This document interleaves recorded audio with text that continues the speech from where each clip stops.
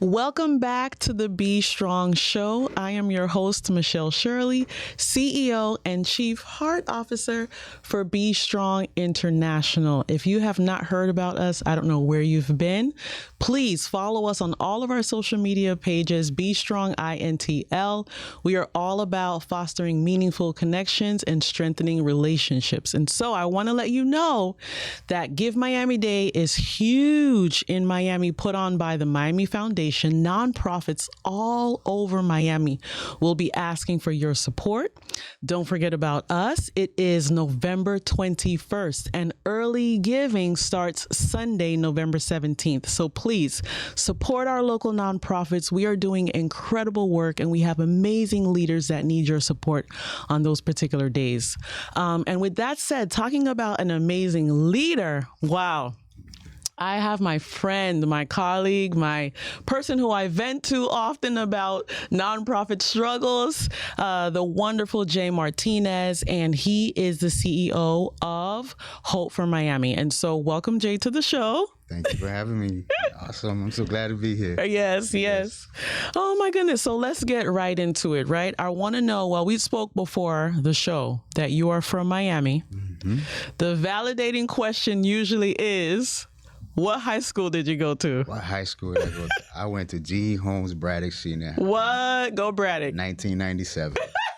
It was the largest school back then. It was 5,000 students. Wow. 5,000 students. Wow. I remember when Braddock came on the scene. Yeah, it was a big deal. Very cool. Brought all of Miami together. Yeah. All the students from all over the place. Yes. It was a thing to be reckoned with back then. Yeah. Wow. Still all is. Right. Yeah. Still is. He's like, I'm still good. All right. Well, I got to represent the Vikings. Go Vikings. Right. Love that. So tell me, a little bit about how you got into Hope for Miami. Like, how did you find out about Hope for Miami? Wow. Well, as you know, I'm a military veteran. So I was in the Air Force. Thank you so much for your service. I hope you enjoyed that day. It was. We celebrated you. Yeah, we had a picnic, playing sports. That's my very nice. So very nice. With our family. Thank you so much. It's my pleasure. So I served in the Air Force. Getting out of the Air Force, I was wondering what I was going to do in life. And I got my physical education degree because I was going to be a PE coach and be a basketball coach somewhere. Right. I tried to go back to Braddock and it didn't work out. So while I was attending FIU, there was a veterans department. And that veterans department, they sent a email out asking that if we were interested to be a part of Up to Us, coaches across America. Basically what they do is they take coaches and they put them into urban areas, underserved areas, and to teach kids the connection between sports and life. That's really nice. So it's sports youth development.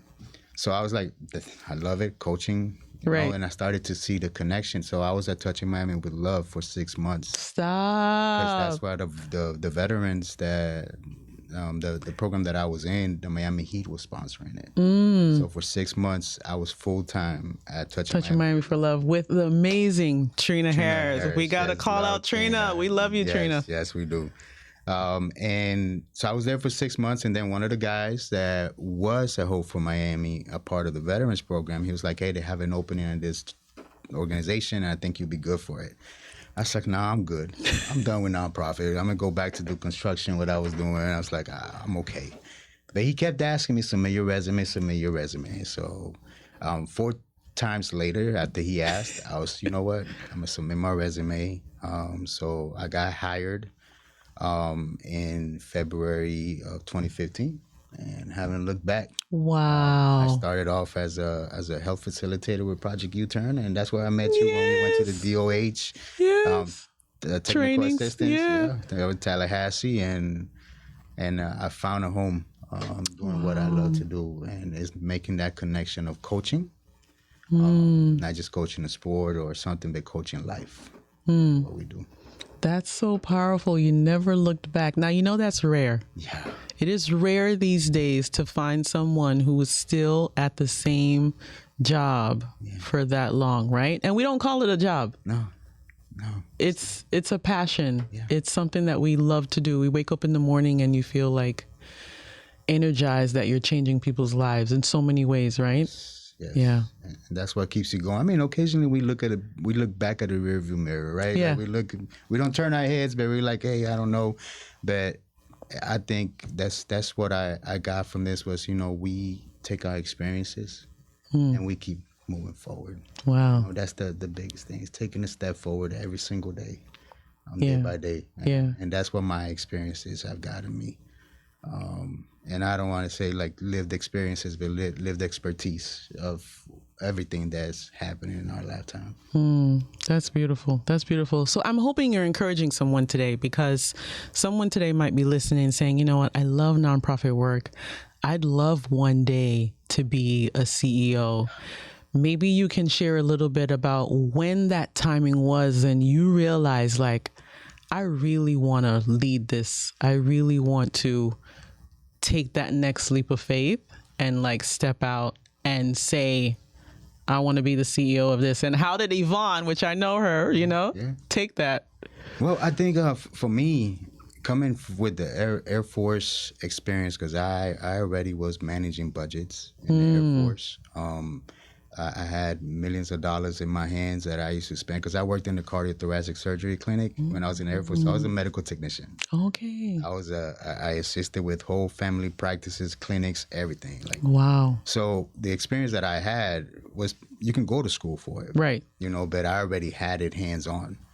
So me coming in as a facilitator, it was more for the passion and the joy of connecting with the youth. Right. And seeing them transition from somebody who did not want to be taken out from physical education to learn about not having sex. Yeah. Right? Yeah. Oh, yeah, no, they're going to tell us not to have sex. Right. It's more than that. Right. But we'll get there, right? So seeing that and seeing what the organization did, I used to look at Miss Yvonne and Mr. Rick, because I used to sit right across from their offices. Oh. And I used to say, you know what, I think I can do this. Wow. I think that I have what it takes to be able to do this. And I took the inspiration or motivating the youth into motivating staff.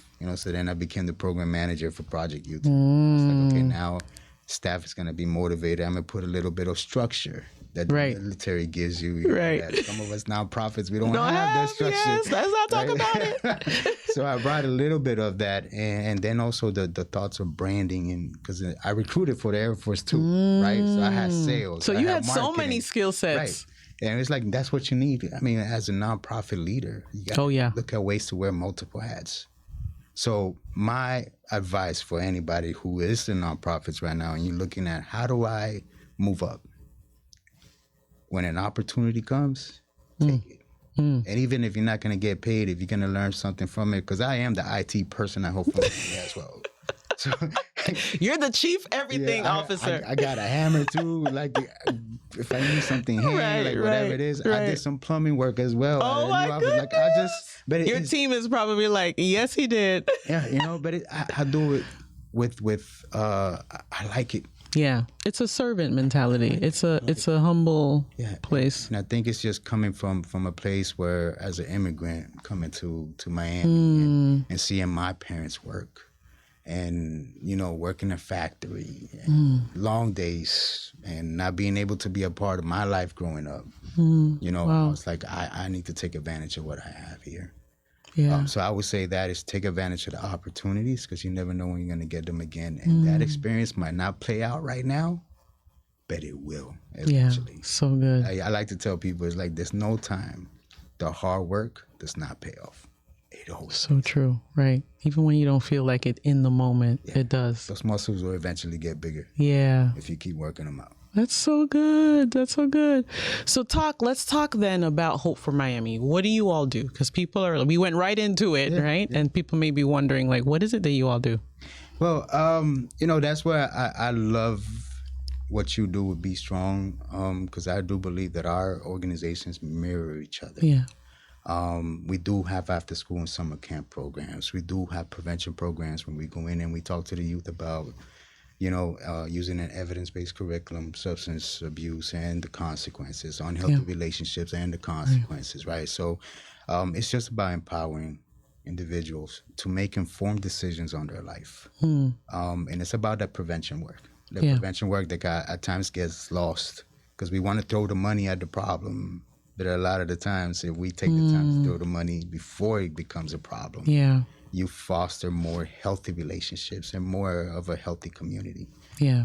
So that's what we do at Hope for Miami is we take the youth and we invest in them so they can make an informed decision on their life. Yeah. As a parent, you know that you're not always going to be around with your kids. Exactly. It's going to come a time where they need to make a decision on their own. Yeah. Without you in their ear. Yeah. Don't do that.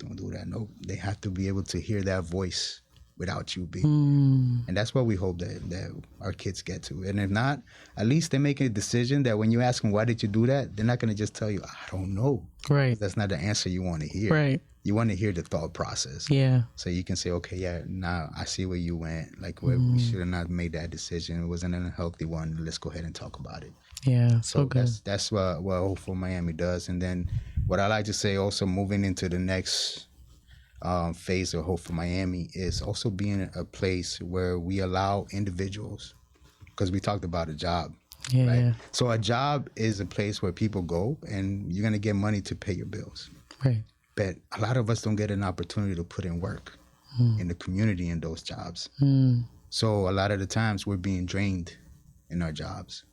So just like Be Strong and any other nonprofit, like we want people to be able to come in and put in work in the community with us. So our volunteer programs and being able to step into the community. And as you fill somebody else's tank, you're also filling in yours. Absolutely. Because you've been drained at work, at your job, wherever you're at. So go ahead and put in some work in the community. So that's what I'm passionate about right now with Hope for Miami. I love that. Is to connect individuals with those that really need somebody just to show them that they do exist. Yeah, and it's almost too like when you get there, you help people find their purpose, right?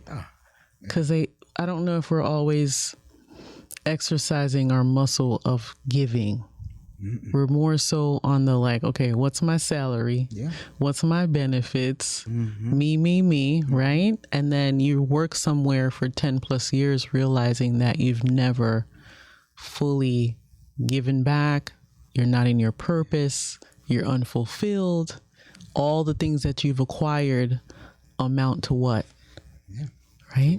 To that little bit of time that you have to use it. And I mean, you're a faith, I'm a faith. And recently, I became more in tune with the eternal perspective of things, right? Because we're here for this amount of time, but we will look at something further than that, or longer than, bigger than that never ends.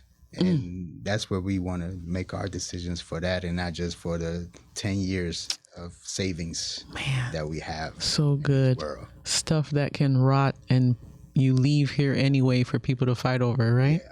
Yeah, so it's more to life than what we see here, and I think as leaders of nonprofits, especially faith-based, with that foundation, like we have to have a different perspective of those that we lead and the communities that we serve. Yeah, and it's showing that love and that grace and that humility too, because even what I've noticed with the team members is that there's so much even going on in their own personal lives, right?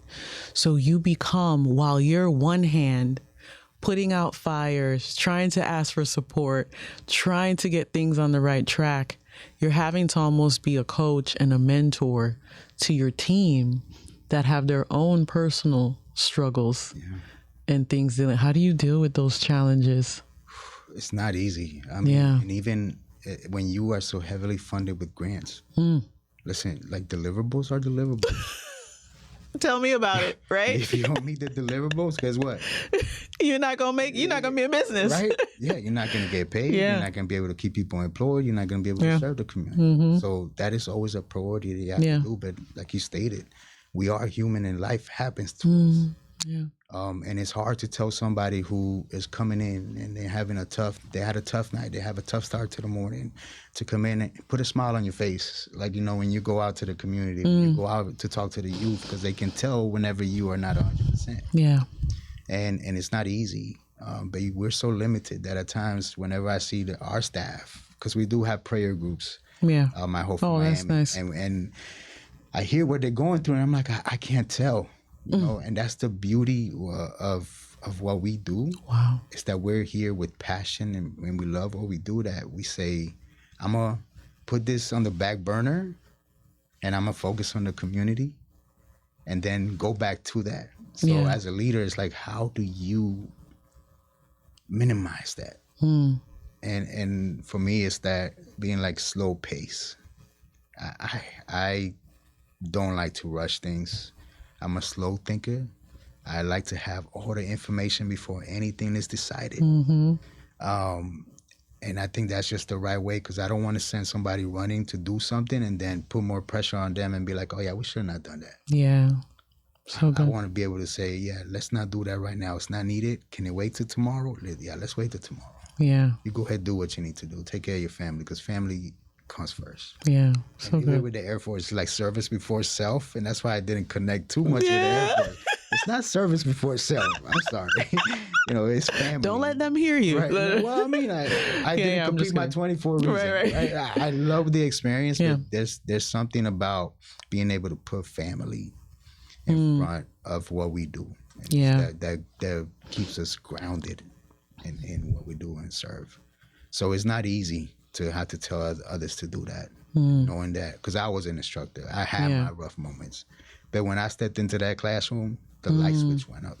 And it's like, I'm here for them, for you that don't have somebody in their life that talks to them in the way that we do. And it's a lot of them. And that it's a lot to them. It's a lot. Listen to them. So I try to minimize those things that they don't need to really have in front of them if I know that they're going through something already. So to my staff listening, if I'm asking you to do something, it's because I tried, you know, and we have to. But eventually we'll get to the point where we can say, hey, let's take a break. Yeah. Let's go ahead and slow it down. At your level, and I would say this because sometimes I feel it, do you miss being in the classroom? Oh, 100%. Oh, right? It's just like, that was just like the most, you know, it's funny because I remember years back, and one of my team members, Barbara Jean, who mentions Barbara. Isn't she amazing? She said to me, or she said to the staff, she said, you guys don't know, but this woman was teaching pregnant and working in the classroom, right? Because sometimes, you know, they're struggling with like, classes back to back that we have to go from school to school. So she would bring that up. And I actually forgot that I was pregnant teaching. Like, I'm talking about biggest day, right? But I miss those experiences because that's when you're like really in the front line. You really get to relate to those kids and pour out to them, you know? And you can see the twinkle in their eyes when they get it, when they get the messaging, you know? Yeah, give me an opportunity. Yeah. Like I just wait for a career day. Like, you want to come to? Yes, I'm there. Mr. J, you want to go to this? We actually gone to the Department of Juvenile Justice as well. Like, you know, and that's doing nothing with deliverables. That's just like, you know what day you need me to go, I'm gonna go. And that's important. It's passion. It's a passion, and it fulfills you, right? And I don't want to say I'm not a people person, but kind of like networking drains me. Right. Right, because you're saying stuff that people feel, they just don't want to say it out loud. You're okay. It's okay. I love networking, but networking a lot of times is like I'm putting my hands in your pocket, or you're putting your hands in my pocket. Yeah, like, it's transactional. It can be very transactional. But the connection of going in, and I think that human connection that we don't really emphasize, for me, is very important, and it happens organically. And as it always does. When I go places, like, I'm not trying just to network. I'm trying to connect. Where do we connect? Where can we also fill you with the way that you can fill our communities? So when I go and get in front of the youth, it's like you're filling me by just listening and being respected, like, you know, respectable towards me, and I'm just looking at you and I'm just like, I'm being fulfilled and I'm filling in with something that you probably never heard or thought of, because everybody else is just not talking to you that way. So good. They just look at you as part of the system, and you're gonna go out and you're gonna go ahead and do the same thing and be back. Yeah, we don't want that. Yeah, you're coming in with hope for Miami, right? Yeah, you're coming in with hope. I love it. That's what we want to do. I love that. Oh my goodness. Yeah. It's a thing. It's a thing that we miss. I want to ask you too, what are some additional challenges that you face as a leader? Because I know we talked a little bit about the funders and the deliverables, the people. I always tell people, if you can run a nonprofit, you can do anything in life, because you have to save the world with very little resources, right? And people just have high overreaching expectations for what you can do. And there's so many limitations that are put on us too, right? So tell me a little bit about that, and how have you overcome that, especially for nonprofit leaders that may be watching that are just coming in? I mean, I think the biggest thing, aside from what you just said, with us as leaders, is the market out there right now. You have other employment opportunities that are offering to pay people $18, $19, 20 hours, $20 an hour without any type of degrees. Yeah. You know, and our positions, like, you know, because we're grants, right? And we write the grants 4 years back. Right. You can't really add, hey, listen, cost over here, let's increase. Right. You can't do that. Yeah. So it's how do we compete with that market, you know, to keep our staff with us, with the little that we can do. And I think that's the biggest part, is keeping them happy. But money is a big thing. Yeah, it is. Being able to pay your bills on time, Yeah. being able to take care of what you need to take care of. Because if you are not 100%, you can't really take care of anybody. Yeah, else. yeah. It's going to be difficult. You're coming to work, you're frustrated, you're upset, you're bitter. Yeah. Right? You're You have looking these for the next issues. opportunity. Yeah, yeah, You're constantly on definitely. Indeed, you're constantly on LinkedIn, you're constantly on Understandable, any yeah. type of job posting out there. Yeah. And you can't hate on that. Yeah, and it's a heavy lift. Emotionally, it's a heavy lift already. Yeah. You're serving the community. Yeah, so that's the biggest part. And I think the biggest thing that we have that nobody really other sector has is that we have leaders like us that we try to empower others to take the time to listen. Take the time to listen to our staff. Take the time to understand what they're going through and see how we can connect, so they can connect their life to what they do, so they can really make that connection. Yeah, Because without that, it's a transaction as well. yeah, And with every funder, where everybody wants to come in and donate a Hope for Miami, I'm like, do you want to come and take a look at what we do? so good. Because if all you're going to do is give me money to put it in a program, you're eventually are going to see that coming out on your bank statement and just see a transaction without connecting to where it's actually going. That's so good. And I think it's the same thing with our staff. If you're just here for a job, if you have not thought about your why and how your why connects to what you're doing, then you're just wasting your time. Because that why needs to connect. Yeah. Because that's what's going to keep you going. So good. reminding Oh, you yeah. of- Especially when it gets tough. Especially So when it good. gets Can we tough. just do snaps for that? The why. Especially when it gets tough. I spoke to you maybe about 2 months ago, and you said to me that, and then I went and I said I had a staff meeting. I said, what's your why? Let's talk about this. What's your why?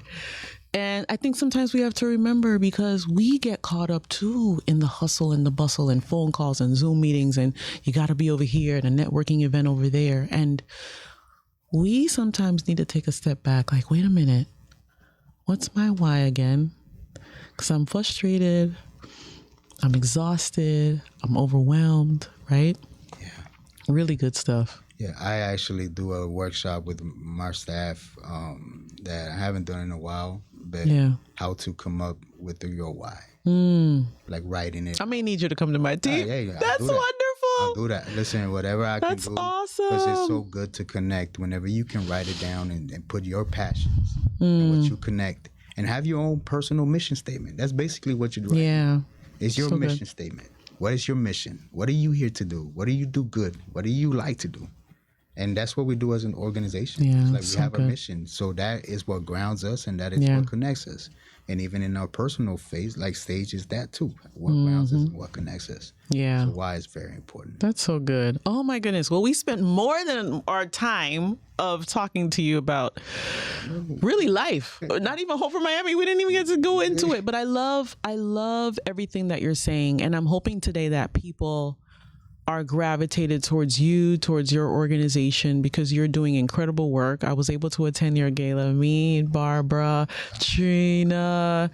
Oh my God, so many amazing family of nonprofit leaders that were able to support you. And that's what I love. And that's what I'm trying to do, is to really put us all up there, because there's enough for us all. And I think people need to, if we did that more, we'd really fill a lot of the gaps that are happening in our community. And so I just appreciate you so much for coming on.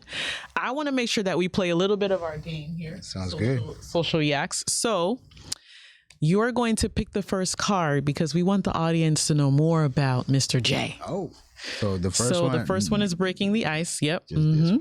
And then you're going to read it aloud and then answer the question. It says, what's your favorite quote? Well, I think, growing up, in the time I grew up, Michael Jordan was like my favorite basketball player. You have J's? Yeah. Yeah. Too many of them. But I one of the things that he said is, in order to learn to succeed, you have to learn to fail.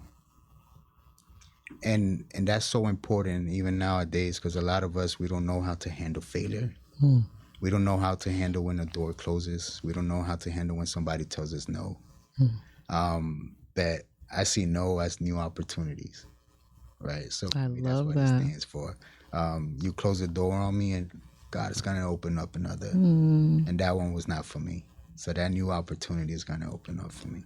And it's a level of optimism, and it gives you peace, doesn't it? You have to stress out and especially lose hair, especially where we are sleep. Now, right now. In this part of our stage of life, it's like, come on. There's so much that we can control. Yeah. And we just have to just let it go.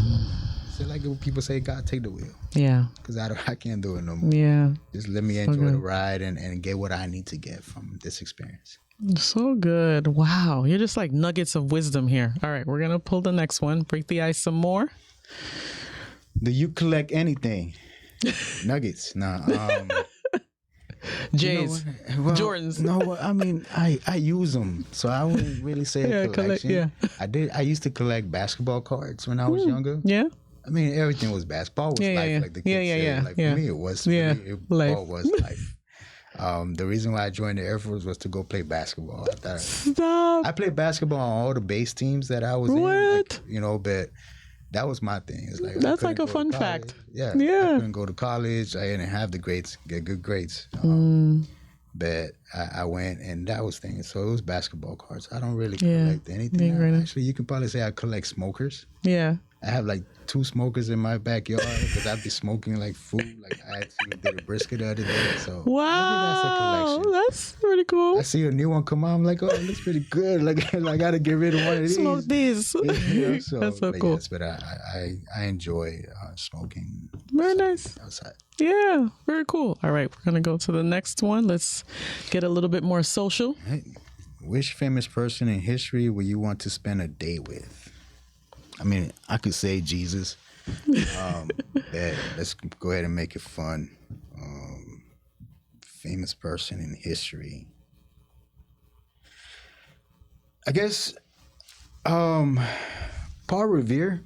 I think just that ride. Yeah.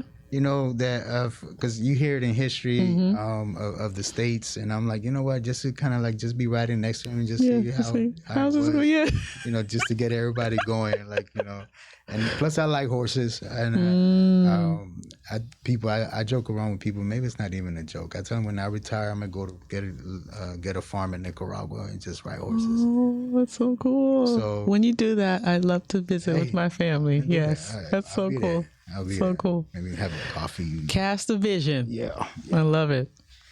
If you could witness any event, past or present or future, what would it be? I'm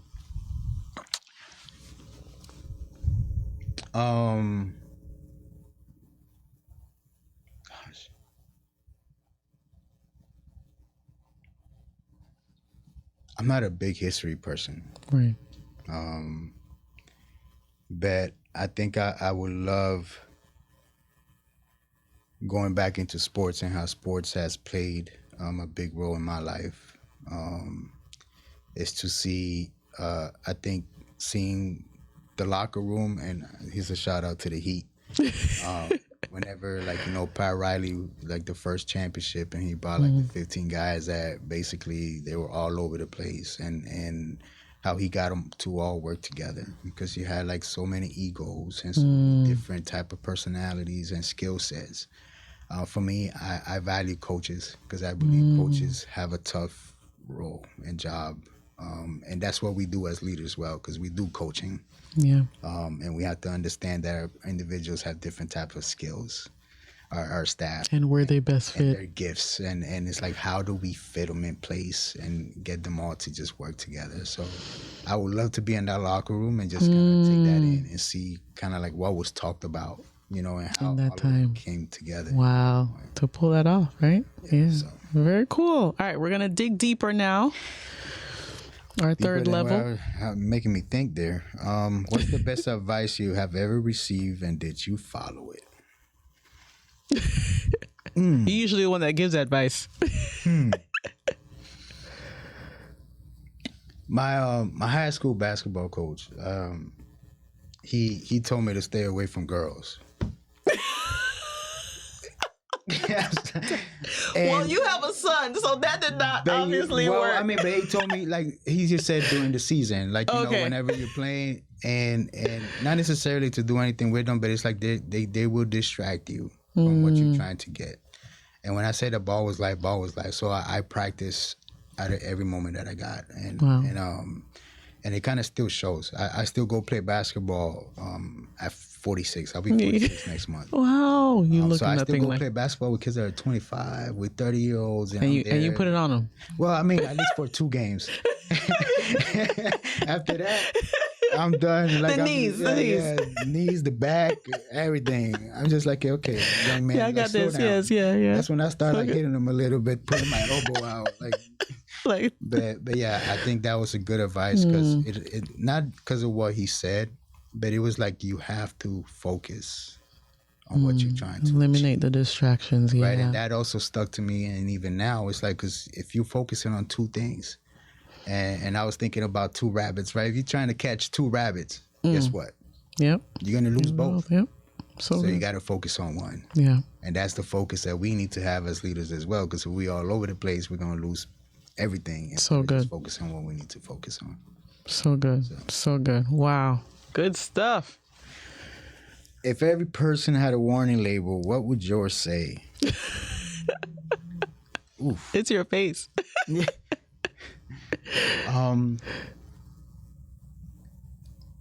I guess don't trust the look. A lot of people say I talk with my eyes, or they look at my facial expressions and they automatically assume what I'm thinking. And it's not always that, because I can be thinking inside of my head, and then I'm kind of like, not necessarily what you're saying. I might not agree with it, but maybe I'm just kind of like processing. Like I said, I'm a slow thinker. So I might be processing what you said, and my eyes might say something else. Right. But it's not that. So it's just like, don't trust the looks. Yeah.